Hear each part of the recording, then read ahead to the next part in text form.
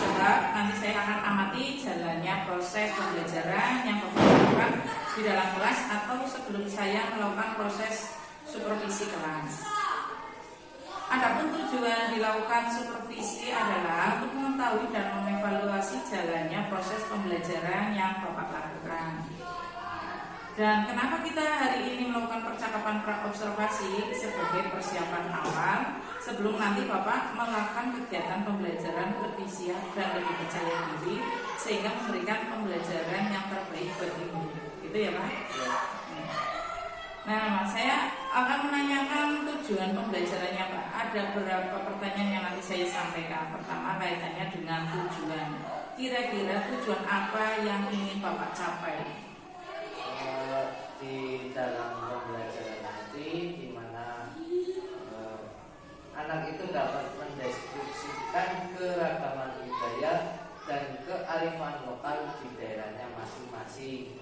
Kemudian dari materi tersebut atau di dalam pembelajaran tersebut nanti mengetahui manfaat dan bagaimana pelestarian keragaman budaya yang ada di Indonesia.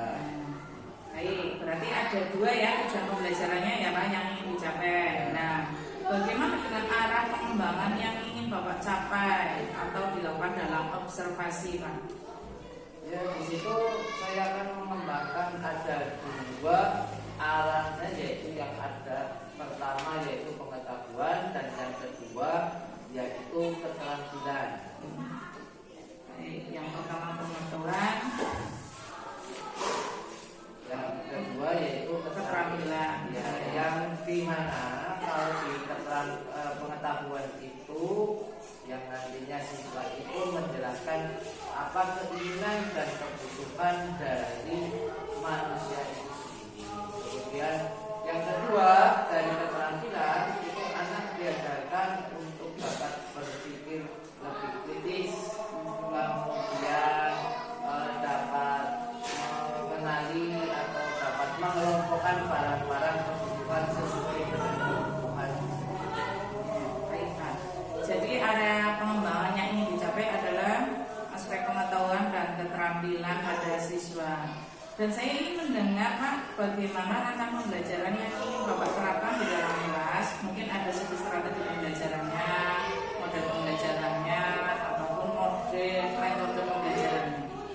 Untuk strateginya yaitu menggunakan strategi pembelajaran berdiferensiasi yang dimana di situ berdasar pada kesiapan belajar siswa yang diintegrasikan dengan pembelajaran emosional. Baik. Kemudian apa yang Bapak lakukan nantinya dalam pembelajarannya Pak? Di situ nanti saya akan membuat pembagian kelompok sesuai dengan kemampuan, keterampilan, kemudian keaktifan siswanya, dan untuk model saya menggunakan pembelajaran model berbasis masalah atau problem basic learning. Baik, berarti model berbasis masalah ya. Nah, untuk metodenya bagaimana Pak yang akan dilakukan? Dengan diskusi kelompok dan juga tanya jawab. Baik, Pak. Jadi rencana yang akan Bapak terapkan di dalam kelas menggunakan strategi pembelajaran berdiferensi yang diintegrasikan dengan pembelajaran sosial emosional yang menggunakan model pembelajaran problem based learning atau PBL dan juga metode dan juga diskusi kelompok. Kemudian penugasan dan juga tanya jawabnya bagaimana Pak? Ada penugasan, ada jawabannya. Nah, bagaimana dengan media pembelajaran yang akan Bapak gunakan di dalam kelas nantinya? Di situ di dalam media pembelajaran yang ada di kelas mungkin saya akan menggunakan berbagai macam contoh-contoh benda, misalkan di situ ada mobil, ada kemudian kursi, kemudian ada lagi lemari, yang itu masing-masing dari alat-alat atau benda-benda tersebut itu yang menjadi sarana penunjang alat. Kira-kira Bapak akan melakukan kegiatan pembelajaran tersebut kapan? Hari Kamis. Hari Kamis besok ya. Baik Pak, jadi besok hari Kamis saya Saya akan melakukan supervisi kelas, saya akan melihat dan mencatat hal-hal apa saja yang terjadi dalam kelas ya Pak. Iya. Nanti setelah melakukan kegiatan observasi atau pembelajaran dalam kelas, kita adakan percakapan yang terakhir, yaitu percakapan pasca observasi, yang nantinya juga akan didampingi oleh pengajar praktek Pak. Sebelum kita akhiri, kira-kira apa yang Bapak dapat dari percakapan ini? Saya punya gambaran yang dimana dari media yang akan saya gunakan nanti, dan saya juga akan mempersiapkan segala sesuatu sehingga pembelajarannya nanti dapat berjalan dengan baik dan lancar. Ya, baik, terima kasih atas waktunya dan sudah bersedia berbincang-bincang dengan saya di percakapan pra-observasi. Sampai ketemu di kegiatan observasi kelas besok Kamis ya Pak. Ya, sama-sama Bu. Demikian percakapan pra-observasi yang saya lakukan dan nantinya saya akan melakukan observasi. Wassalamualaikum warahmatullahi wabarakatuh.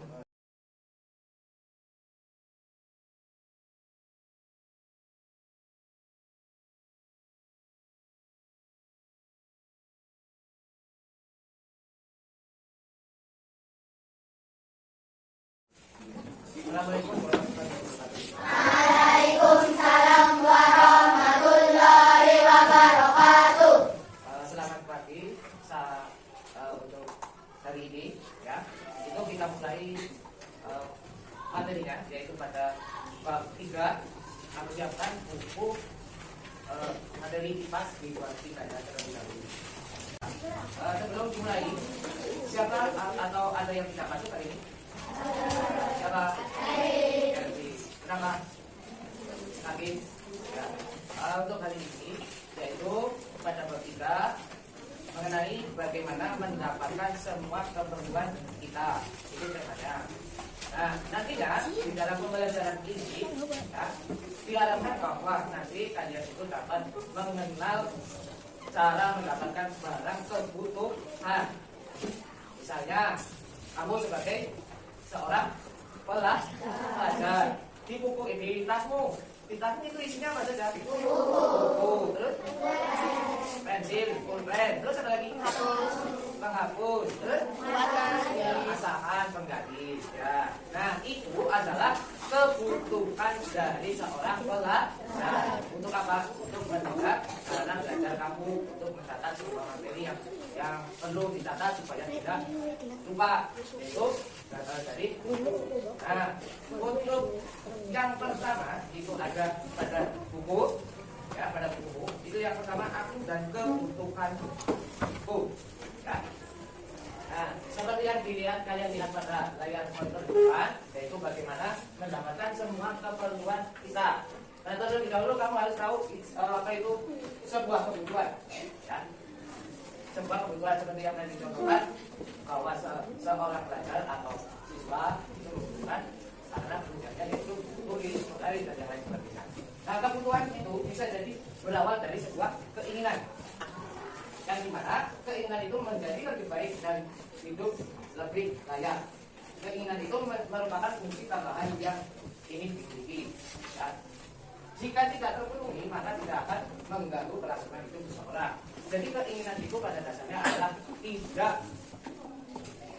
tidak wajib untuk dipenuhi ya. Karena apa? Sebuah keinginan yang itu tidak mungkin atau susah untuk diwujudkan tetapi dipaksakan, nantinya akan dapat mengganggu apa? Mengganggu kelangsungan hidup dari seseorang. Misalnya kamu pengen punya mobil atau pengen punya pesawat, tapi kan tidak bisa, dipaksa-paksa ya.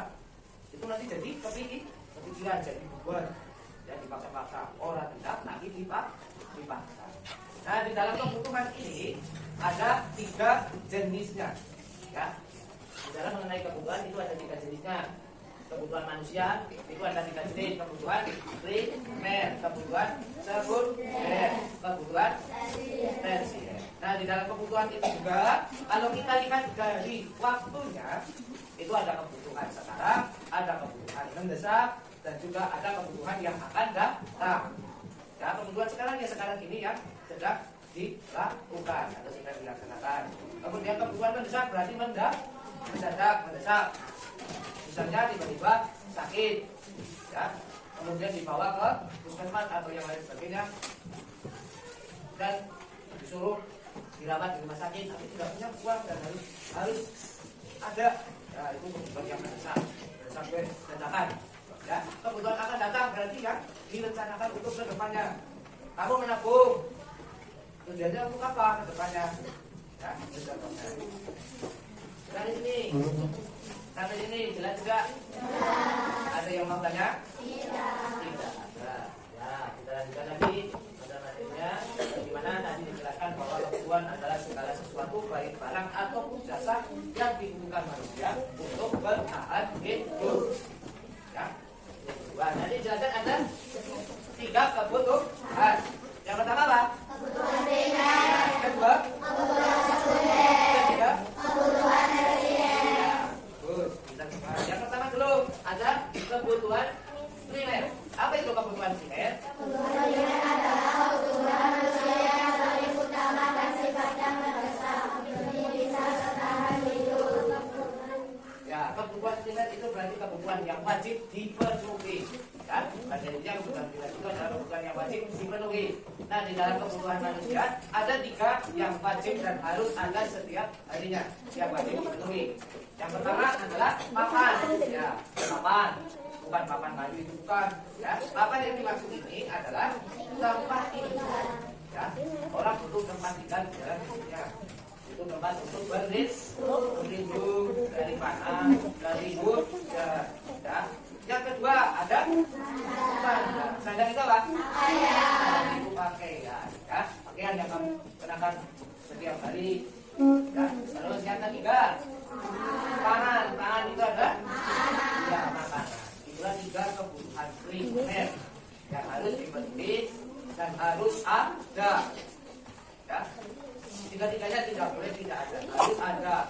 Yang kedua ada kebutuhan. Ya, ini contohnya tadi ada rumah, lalu tadi ada pakaian, terus ini ada ya makanan. Dan yang kedua kebutuhan sekunder. Kebutuhan yang bagaimana? Ya, kebutuhan sekunder ini adalah kebutuhan yang muncul setelah kebutuhan primer dapat dipenuhi. Ya. Kita tahu kalian itu bisa memenuhi kebutuhan sekunder kalau kebutuhan primernya tercukupi dulu atau terpenuhi terlebih dahulu. Karena ini adalah kebutuhan setelah kebutuhan primer. Ya. Kebutuhan sekunder itu contohnya apa saja? Nah, ini. Nah, ada gambar apa saja? Almari, kasur, ya, ya, pan, ya, sepeda, almari dan kasur itu contoh dari kebutuhan sekunder. Yang ketiga adalah kebutuhan, ya, yang terakhir kebutuhan tersier, yaitu kebutuhan yang bagaimana?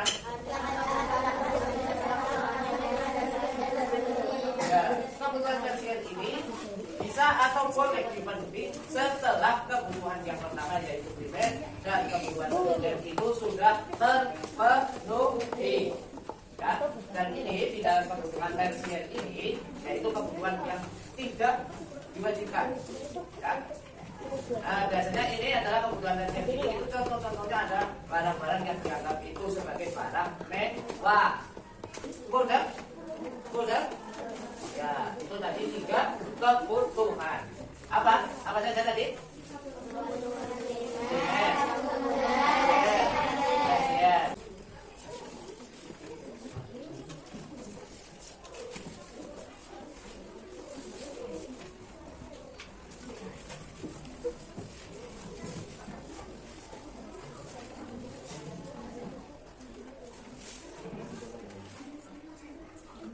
Dia itu nanti dimasukkan ke kolom yang itu. Kita lihat tadi kan contohkan makan. Makan kan di penting ya. Ke depan diisi sesuai dengan tempat yang ada pada kolom. Kalian masuk satu kan? Benar. Satu.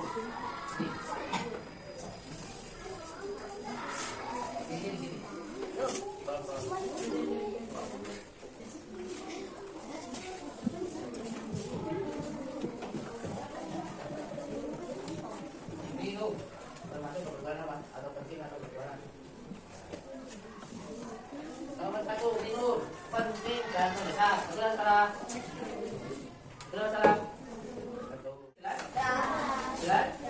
Ya, pengulangi lagi tadi kebutuhan itu ada berapa jenisnya? 3 apa saja yang pertama? Kebutuhan primer yang bagaimana? Kebutuhan primer yang bagaimana? Pengertiannya kebutuhan yang ya harus dipenuhi. Contohnya apa? Ya, makan dan pangan. Kebutuhan sekunder pengertiannya yang bagaimana? Ya, muncul setelah kebutuhan primer terpenuhi. Contohnya apa saja? Ya, yang ketiga kebutuhan. Kebutuhan yang bagaimana? Ya, bersifat tema kebutuhan ini muncul setelah kebutuhan sekunder dan kebutuhan primer terpenuhi. Contohnya apa? Ya, jadi kebutuhan manusia itu ya, bahwa kebutuhan manusia setiap manusia itu berbeda-beda. Satu dengan yang lainnya pasti berbeda. Maka perlu ada perencanaan supaya semua kebutuhan itu dapat terpenuhi. Jelas? Jelas? Jelas? Saya materi ini jelas? Ya. Cukup sekian ya. Kamu siapkan kembali untuk mata pelajaran yang berikutnya. Kalau sudah paham dan sudah jelas, kamu siapkan materi pelajaran seni. Ya, kamu keluarkan buku pelajaran seninya.